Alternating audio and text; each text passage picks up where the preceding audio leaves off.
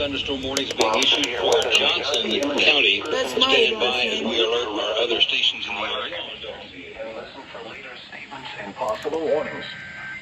Stay tuned to NOAA Weather Radio, commercial radio, and television outlets, or internet sources for the latest severe weather information.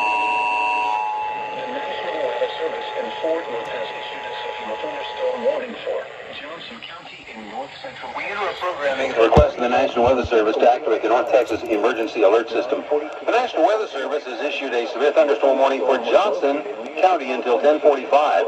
A severe thunderstorm is located near Pecan Plantation, just east of Granbury, moving northeast at 50 miles per hour. The storm may contain golf ball-sized hail.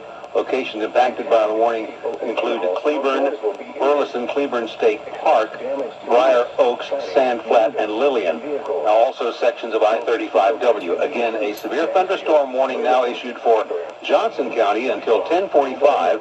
A severe thunderstorm located 8 miles east of Granbury near Pecan Plantation, moving northeast at 50 miles per hour. The storm may contain golf ball-sized hail.